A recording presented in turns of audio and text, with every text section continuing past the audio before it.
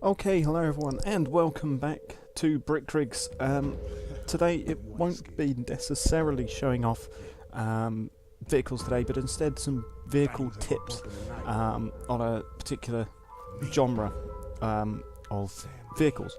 And as you can tell by my lovely assistants here, rather short zombies actually, but basically I'm going to be just trying to give you some tips on how I personally design zombie vehicles, because my zombie things are probably the things that have done the most well out of all of my vehicles. So yeah, without further ado, let's get into it. So first of all, there is no restriction basically on what kind of vehicle you can choose to build off of. Obviously something like this isn't going to be a particularly good base design vehicle, but it is still possible. The best thing to do is just to choose a random thing. It could be anything. It could be, for example, the first thing that I designed as a zombie vehicle was this, an electric car. It's a basic, simple car, plenty of people space, and it drives rather well, and it's just a simple thing. So the next thing to do is decide what you want your vehicle to actually be like, whether you want it to be a general multi-purpose thing, like an overall just general functionality vehicle, which is not specialising in anything but a sort of jack-of-all-trades vehicle, or whether you want it to be a dedicated supply run vehicle, or a convoy vehicle, whether you want it to be a mobile defence bunker sort of thing, or a house, or a house vehicle, as it were, campervan sort of type thing. There you go, that's what I'm trying to say. And yeah, once you've decided on that, you need to think, how do I want to design it? You've got to really section it off. The easiest thing I normally do is work front to rear. You sort of look at the front of the vehicle and you think, okay, what should I do here? Yeah, you might have to rearrange some of the bricks, like for example here I've had to rearrange the front of the vehicle in order to actually incorporate the scoop at the front here. I really had to change that around, add on more bricks and move them around. The same with the rear and stuff.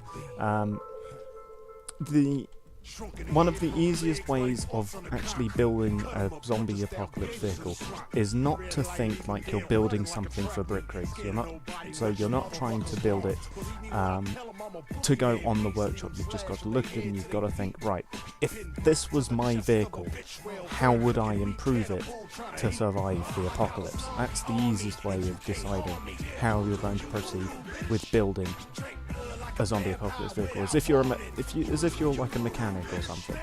You've got this car brought into your garage and they say, zombify it. Make it apocalypse proof for me. So you look at it and you think, okay, well, we can probably fit a decent scoop on the front. The nice big flat roof can probably mount a machine gun turret on it if we just cut away a hole here. The boot has got plenty of space. You can chuck in some extra supplies or emergency supplies or something in there. And then once you've sort of decided, okay, this is going there, this is going there, this is the idea that I have for this, try it out. There's nothing hurts to actually just try it out once. So, I've got the two vehicles here, the before and after, and as you can see, the after, it looks different. Obviously, you can tell it's got more things on it. And the next thing to do, once you've decided what bits are going to go where, just start, zombifying the outside, as in making it look a bit rusty, because no one's going to buy touch-up paint sticks for their car after the apocalypse has started. If it rusts, it rusts. So long as it doesn't rust all the way through, that's good enough for most people. There's not going to be dedicated, mechanics or anything around in the apocalypse afterwards. If you have one in your little survivor base, great for you. Go ahead and use them to their full extent to do whatever. But if rust appears on your vehicle, you're not really going to go onto Facebook and find a really good way of removing that rust. It's going to stick. And so, yeah, don't be afraid to rustify the vehicle. you know, don't be afraid to actually just, you know, remove some bricks, replace them with flat plates, and just zombify it like this. Because, you know, it adds character, it makes it feel well worn, like it's been around for a while. The thing that you don't want to do with it is that I've seen a lot of quick vehicles that are on the workshop. People have literally, for example this, people have literally just gone, highlight all, you know, select a thing, go here and just put it to rusted steel. That's literally what a lot of people do when they're zombified things. They just don't think about how it's going to look. They just think, post-apocalypse, rusted all up. Everything's rusted. No, that's not going to be it. You do have to show some restraint with your zombifying process on vehicles. So just make sure that I didn't accidentally save that, because quick saving is going to be a lot. So yeah, you don't want to make it super rusty. That's the thing. Something like this is good because not all of it is rusty. There are definitely some rusted parts. You can tell, the whole sort of front and passenger side front is all very rusty, and there's bits of rust everywhere. But you can tell that this bit is meant to be the most rusted area. The roof has had some rust on it. It looks and feels post-apocalyptic, but without being too overwhelming. You don't feel like you're going to get 35 different diseases by actually entering into the vehicle. And the next thing is, make it functional. Making it functional goes a long way. Lots of people don't add actual working doors and stuff. It is an afterthought. You don't have to have it. However, it does make it feel a lot nicer just to have opening doors. It just adds something to the vehicle. It just makes it feel more realistic, you could say, but then it also just makes it feel just generally nicer to just have opening things, little features and doodads. People like features and doodads, because they see, it has all of these different features. The designers put a lot of work into it, and it also, just makes it feel a bit nicer if you do have, a working doors, a working boot, a working bonnet. So for example, there you go, you can open up the boot and there's stuff on the boot, and you can of course rotate the turret, and just having a seat in the turret as well is always just a nice thing. Someone can always ride in it, so it makes it feel a bit more alive. But then when you're moving on to your next thing, so you've say for example, we're skipping ahead a little bit here, but say for example you have finished building your design here. This is your first creation. You've got a nice machine gun turret, you've made it into a sort of jack of all trades type vehicle. It's got opening boot, it's got an opening bonnet, opening boot, opening door. It has a machine gun turret up top. What you don't want to do is copy paste everything, because in a real life, apocalypse, no vehicle is going to be exactly the same as the other. It might be built off of the same chassis, it might be the same specs, but it isn't going to be exactly the same type of vehicle. A good comparison against it is going to be, for example, the police car perhaps. I think the police car is probably going to be the best thing that I've got here. Because it's also a smallish four-wheeled car. It's going to be four-wheel, it's a standard car, but it's not going to be exactly the same as the electric car. As you can tell, the doors do still open. I still incorporated functioning doors, and I've still incorporated a boot which opens, but it isn't exactly the same. As you can tell, this has got 3 machine guns on it. It doesn't have a turret. It's slightly more rusty, but also the scoop isn't exactly the same either. It's still a triangle, so it still sort of like cuts zombies' legs off, so that they get crushed under your wheel. But it's not exactly the same as the electric car. Another example, that's the electric car is more of a general multi-purpose foraging defense car. The typical thing that if someone was to say zombie apocalypse vehicle, you would probably think of something like the electric car. This one, the police car, is more of a geared towards defense and attack. Another thing, for example, something that's big isn't going to function in the same way as the car. So, for example, the military truck. This thing, as you can tell, is drastically different to the 2 cars there. the front scoop thing, you know, the front defence, because most zombie cars are probably going to have some sort of front defence on them, just because if the zombie rams into your grille, you're going to get bits of zombie into your grille, and that'll mess up the engine, make it overheat, cause damage, etc, etc. And again, supplies are going to be rare in the apocalypse. So there's usually going to be a scoop on it. But, for example, this thing is more dedicated as a forager than it is a defence. You know, notably because there's stuff in the back here.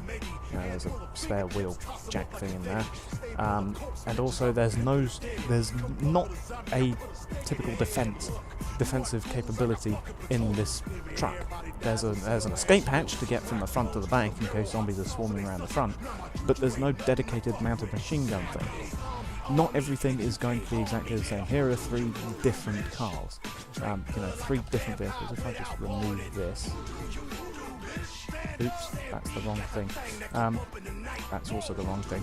If I was to just, you know, get out just one more example, which is, that's more of a specialist thing, but for example, the Maz. Yeah, the Maz. It is definitely not a typical runaround car, like it's not a typical runaround car like the electric car. This thing, it's zombified again, but it's got 2 mounted machine guns. It's also got a different interior space, and it's not something that you would just generally drive out the bank like the electric car. This is definitely a specialist thing, where if you needed to get through somewhere which was heavily infected or had a heavy concentration of zombies or raiders alike, this is what you choose because it's different. The next thing is that not everything is going to have the same functionality. I mean, I've talked about functionality again, but I'm mainly thinking about the front of cars. Not everything is going to be exactly the same at the front. Some people will think, this looks pretty cool. You know, you've got the mounted machine gun, you've got the front simple, just triangular thing, just mounted on stilts, which is then attached into the car. It looks cool and it functions pretty much well enough. But not everything is going to be exactly the same. Don't copy and paste things. Don't make things exactly the same as they were every single time, because then it just looks like it's a commercial thing. You know, as if someone has got a business going on, building post-apocalyptic vehicles. Here are 3 drastically different things with 3 drastically different functions of how they're actually working, which also have got 3 drastically different ways of dealing with zombies. Because not everything is going to look exactly the same in the apocalypse. People are going to find different methods with which to kill the zombies, especially when it comes to vehicular transport. A bit of a weird way of saying vehicular. But yeah, as you can see, this one has got 2 counter-rotating blades, as you can see there. This has got a simple scoop, this has just got a flat metal steel plate with spikes on it. As you can see, 3 different things. Gives them character, makes them stand out. If you keep on building the same thing over and over again, and you just keep on adding a scoop onto every single thing, say you've got 6 different zombie creations, if all of them have got a mounted machine gun, a scoop on the front, and are all a bit rusty, people are just going to go for the base one, the one which has got the most subscriptions, or, you know, the one which is the most improved, as it were. You're going to stop getting people actually interested in these things, and so you will stop wanting to make them because they won't be very popular. You know, people will stop subscribing to them, and you're thinking, oh, I'm just wasting my time here. So you make them all drastically look different, give them personality, give them characters. And also the next thing, don't be afraid to mix and match creations. This thing doesn't particularly have that. The Maz does, however, and so does the truck to an extent. No, the truck doesn't really have that to an extent, but something that does have that is the tanks, because the tanks look cool. And I'll just get out this one because it's got the most different things on it. So as you can see, they haven't just been rustified, basically. Adding rust is a good start, yes, but also add on other things, because when things start getting too rusty for the survivors to continue using them, they're just going to replace them with something else. For example, this door could have been blown off by a raider gang, could have been torn off by a zombie, or it could just be too rusty to be functioning. So people are going to start building their own things. So, add some of that in. For example, some of the wheels will be rusty, some of the wheels will have to be replaced with steel spares, which haven't been painted due to the lack of paint. For example, that is steel. There's no paint on it. That's standard, that's standard, that's standard. So we've got one steel on there. We've got rust on here, rust on them. We've also got rust on there, and we've probably also got a couple of just standard steel spares on there. This has got a US Army thing on there. 3 US Army wheels on there from trucks. This has even got a bit of a US Army truck that has been taken off and put onto this vehicle. This bit's rusted. You get the point. There's a steel spare without a hubcap, because who's going to be making hubcaps? Same with this, steel spares, some bits are rusty, as you can see under there, more steel spares. Then they're not going to be at top spec, especially with the side here. The side panels of a tank has obviously been doing what it's meant to do. You've got a bit of an ambulance there, you've got a bit of a picket fence, you've got a bit of a bus on the side there, you've got various wheels making a little tyre wall, you've got a bit of an American tank strapped onto the side of the tank there. Because, you're going to start losing those things. So, make them unique and don't be afraid to put pieces of metal onto the side of the tank or onto the side of the vehicle, even if it looks very weird. For example, this is just plain default steel, because it's likely to be there. If it just gets a bit rusty, it's going to get a bit boring. You're going to have to spice it up a bit, and that's why I always try and change some of the lights, for example. Not all of the lights function because bulbs are going to blow, electrics are going to wear, not all of the lights are going to function as they would new or in a non-zombified situation. And that also goes for the interiors. The interiors are going to be different as well. For example, the Maz doesn't really have anything interesting going on with it because there's not much space to do with the Maz here. There's just a couple of seats inside and the 2 turrets up there. And also this here I wasn't able to do much, but I was still able to add a spare wheel on, although I think that was there before. Yeah, that was definitely there before. But I was able to add little hatch decals. For example, in the electric car, again, nothing much is going on in the front there, but in the back you've got a tools and a bug-out bag, because bug-out bags are very important in a zombie apocalypse situation. You just need to grab them and go, which is why they're called bug-out bags. The same with the truck. The truck has got a machine gun for emergency defence. It's got a bed. It's got first aid kits and various supplies. 2 beds actually. This has got bunks in it. This has got its whole little living space. Even inside of the tank.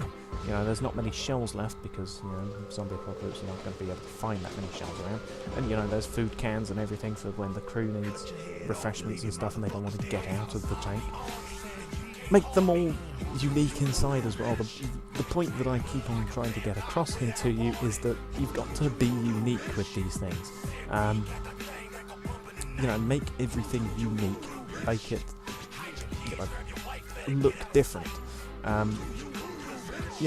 Survivors would have food stashed inside of their cars in case they needed to get out of their location quickly. For example, their base falls.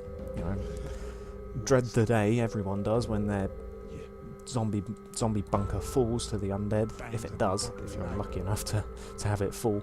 But if it does, the car is going to be needed to out there quick, so you're going to have emergency supplies stacked into your vehicles.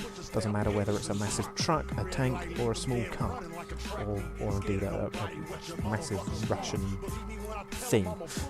You're going to have emergency supplies stashed into the car, whether it is just a backpack full of food cans and bottled water, or if it is an entire living quarters and home inside of a thing and on the roof.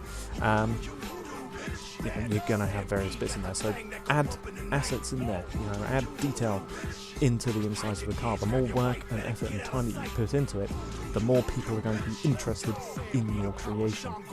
And then the next point is use every space to the best of your abilities.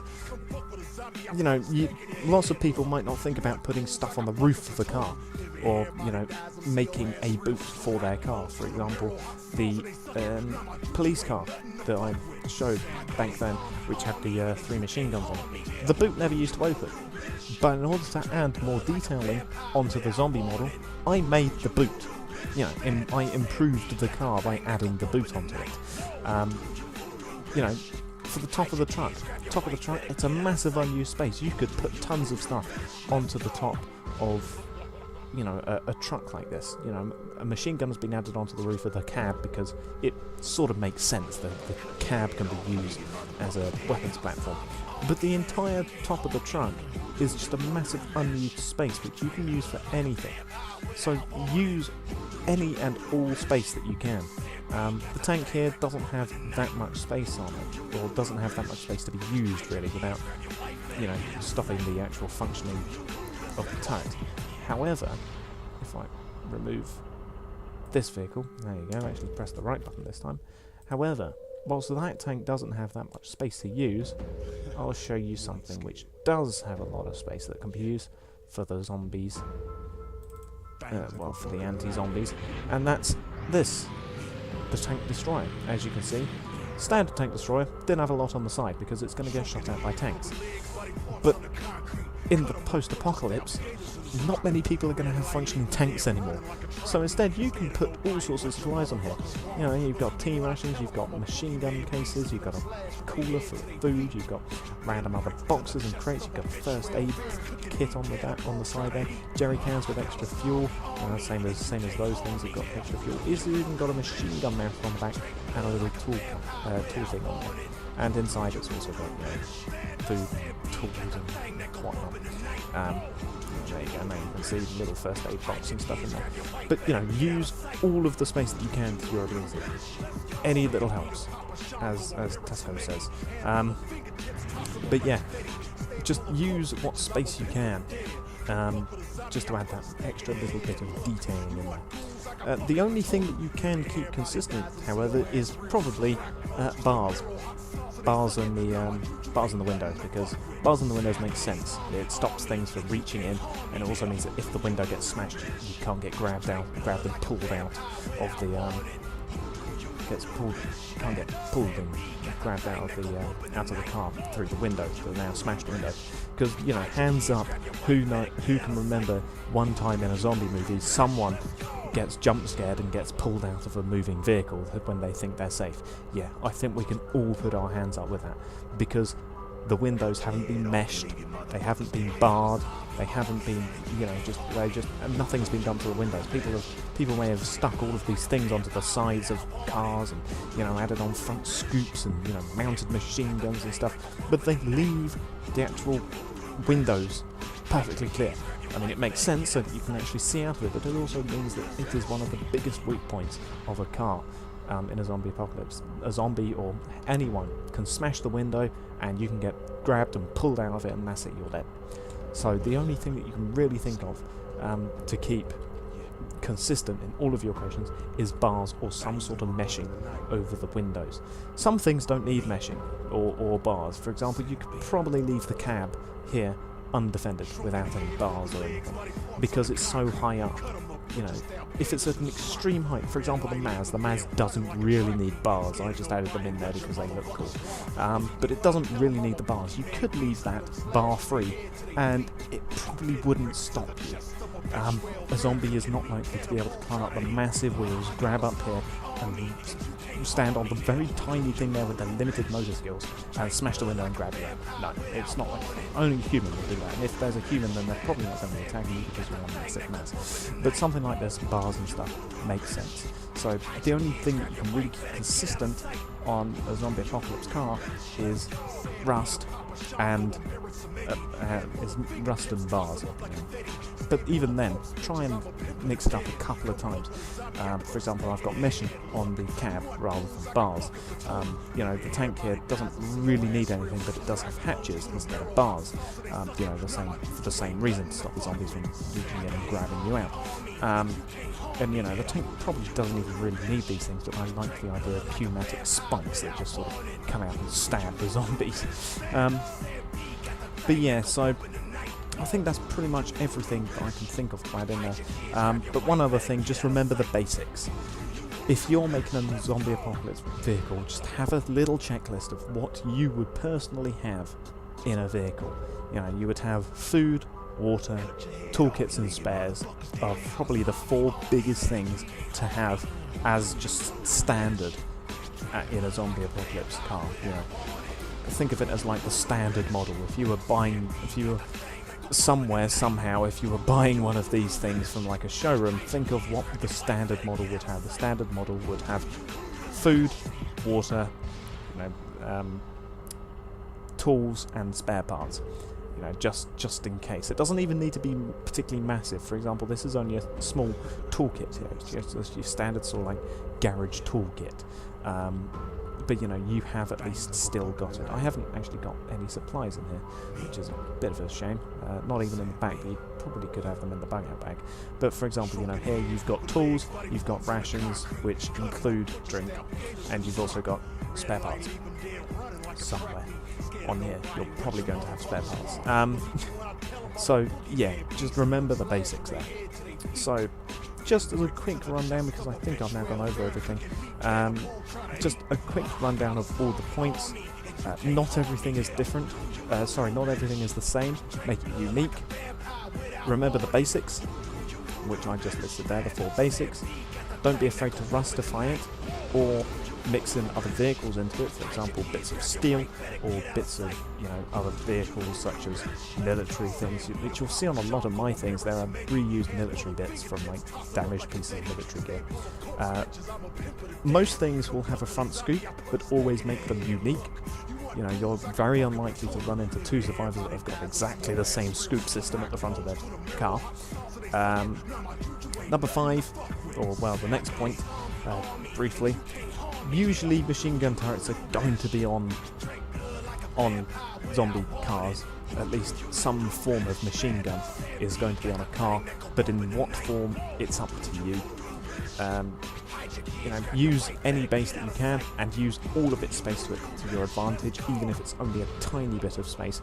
Use it, because it can add detailing, and detailing is what makes these creations unique, and makes them interesting.